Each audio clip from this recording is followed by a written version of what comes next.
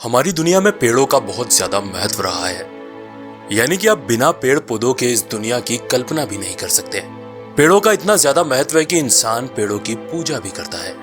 Welcome back to the facts and curious. आज के इस वीडियो में हम देखने वाले हैं दुनिया के कुछ सबसे ज्यादा विचित्र और अजीबोगरीब पेड़ों के बारे में। आशा करता हूं कि वीडियो आपको पसंद आने वाला है और ऐसा वीडियो और ऐसे पेड़ आज तक आपने कभी नहीं देखे होंगे। तो आपसे एक छोटी सी रिक्वेस्ट है, अगर आप इस चैनल पर फर्स्ट टाइम आए हैं तो kindly hit the subscribe button and subscribe this channel. List में जो पहले नंबर पर पेड़ आता है उसका नाम है द ड्रैगन ब्लड ट्री। अगर इसका सीधा सीधा मतलब निकालें तो मतलब ये निकलता है कि एक ऐसा पेड़ जिसके अंदर ड्रैगन का खून बहता है। अगर ड्रैगन ब्लड ट्री के बारे में हम बात करें तो इसे एक नाम से और जाना जाता है जो है ड्रैकेना सेनाबारी, और कुछ लोग इसे सकोट्रा ड्रैगन ट्री के नाम से भी जानते हैं।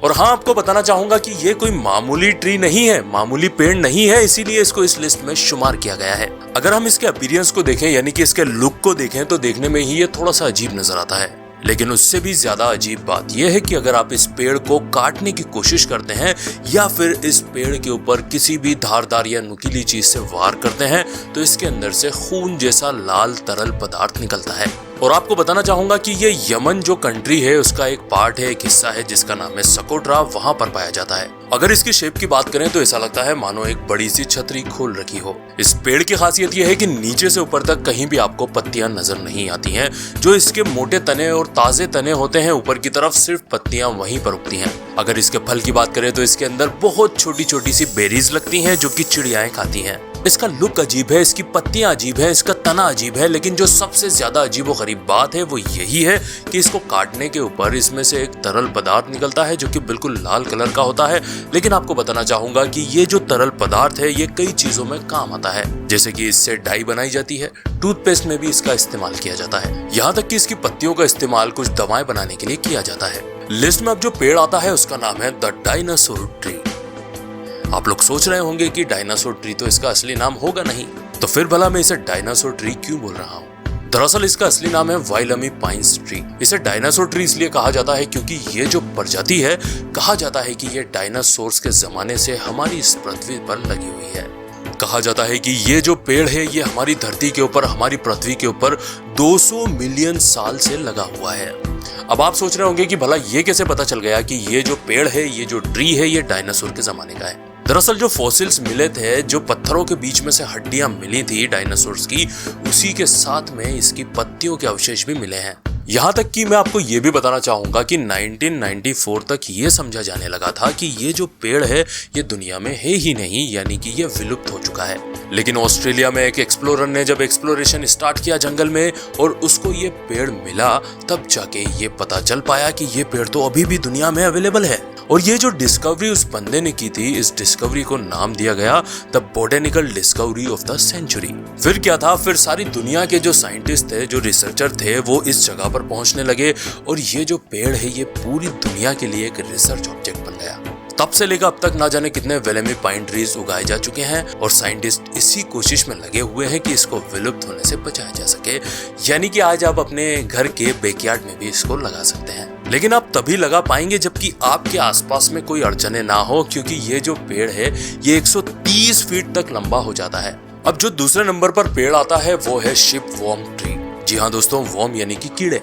एक्चुअल में अगर कहा जाए तो ये कोई ट्री नहीं है, यानी कि ये कोई पेड़ नहीं है, लेकिन जब आगे आप जानेंगे तो आप कहेंगे कि हाँ भैया तुमने सही इसको लिस्ट में ऐड किया है। शिपवॉर्म दरअसल ऐसे कीड़े होते हैं जिनको ट्रेडो नवालिस के नाम से भी जाना जाता है। ये दरअसल रहते तो पानी में है, लेकिन जब ये मरने वाले होते हैं तब पानी के अंदर तैर रहे लकड़ी के तनों के अंदर ये जाकर बैठ जाते हैं और उसके अंदर अपने बिल बना लेते हैं। और जो इनके बिल का शेप होता है वो बहुत ही लाजवाब नजर आता है। ऐसा लगता है मानो किसी कारीगर ने बहुत ही अच्छी कारीगरी करके इसको बनाया है। आपको ये भी बताना चाहूंगा कि कई लोग इसको बड़े चाव से खाते भी हैं, क्योंकि उनका कहना है कि ये दिखने में तो कीड़ा है लेकिन इसका टेस्ट बिल्कुल किसी क्लैम की तरह लगता है। जो लोग इनको खाते हैं वो इन तनों को ढूंढते हैं, तनों को ढूंढने के बाद में उसकी चीर फाड़ करते हैं, तो अंदर आप देख सकते हैं किस तरीके से ये कीड़े लेटे हुए रहते हैं। वो इन कीड़ों का आगे से मुंह तोड़ देते हैं, उसके बाद में इनके अंदर का लिक्विड बाहर फेंक देते हैं और जो बचा हुआ हिस्सा है कई लोग तो उसे कच्चा भी खा जाते हैं। आपको बताना चाहूंगा कि अगर आप थाईलैंड जाने का सोच रहे हैं तो ये चीज थाईलैंड में और पूरे साउथ ईस्ट एशिया में पाई जाती है,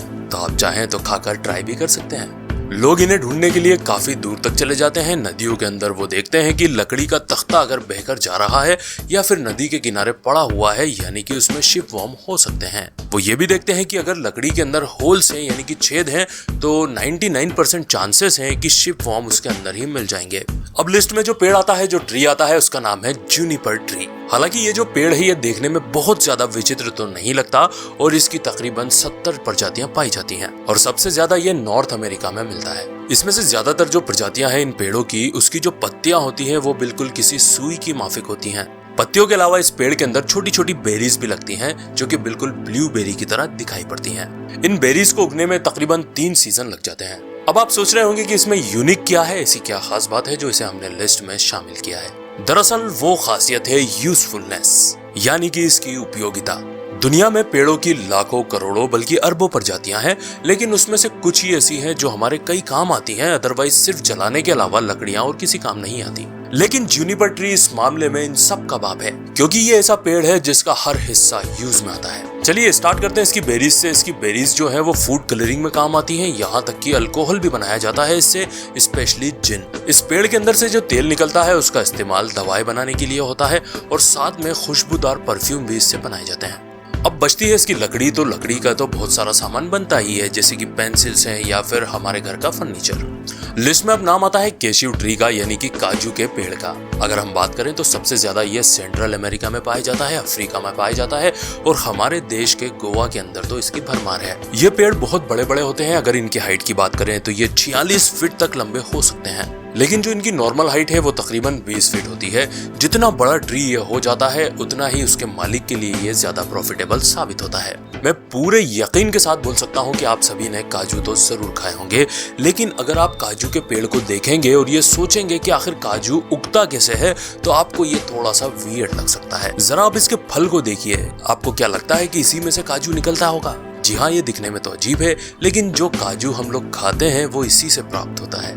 तो ये जो फल आप देख रहे हैं ये 2 चीजों से मिलकर बना है। इसमें एक चीज है कैश्यू सीड्स और दूसरा है कैश्यू एप्पल।